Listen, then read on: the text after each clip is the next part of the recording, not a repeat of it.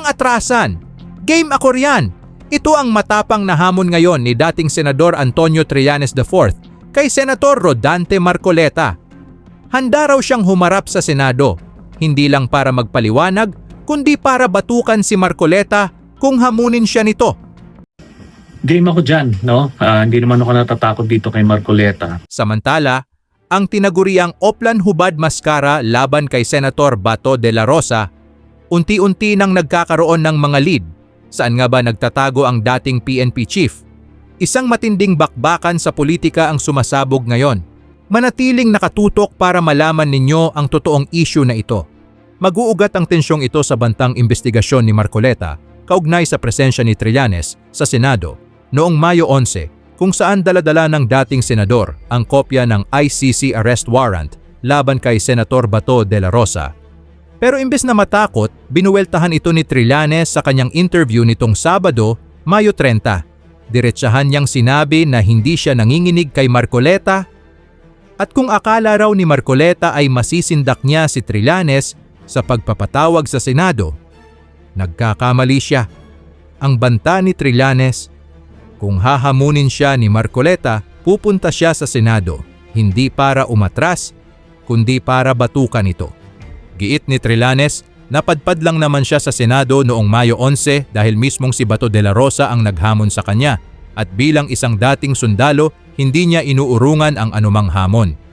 Ngunit ang mas malaking tanong ng bayan ngayon, nasaan na nga ba si Senator Bato de la Rosa?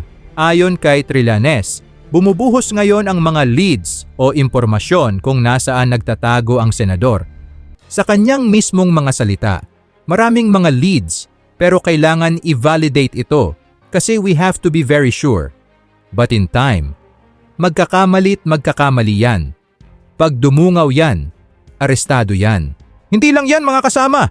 Nagbabala rin si Trillanes na sa mga susunod na buwan, asahan na ang paglabas ng mas marami pang arrest warrants mula sa International Criminal Court o ICC at para sa huling hirit na tiyak na magpapakulo sa dugo ng mga taga Davao, isang malaking panawagan ang binitawan ni Trillanes para sa darating na 2028 presidential elections. Ayon sa dating senador, kailangang magsanib puwersa ang administrasyon ni Pangulong Ferdinand Marcos Jr. at ang mga tinatawag na middle forces o ang oposisyon. Bakit? Para sa iisang layunin, ang siguraduhing hindi na makakabalik sa kapangyarihan ang sinumang kandidato ng mga Duterte. Para kay Trillanes, ito lang ang pinakapraktikal at matalinong hakbang upang tuluyang makonsolidate o mapagsama-sama ang lahat ng anti-Duterte forces sa bansa. Isang alyansa ng magkalaban noon para harangin ang iisang kaaway ngayon. Umiinit ang politika, lumalalim ang lamat, at unti-unti nang nagkakaalaman kung sino ang totoong matapang at sino ang nagtatago. Handa ka ba sa tapatang Trillanes at Marcoleta sa Senado?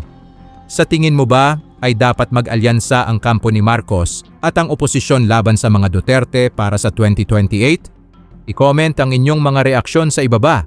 Huwag kalimutang i-like ang video na ito, mag-subscribe at pindutin ang bell notification para lagi kayong updated sa susunod nating video. Maraming salamat po!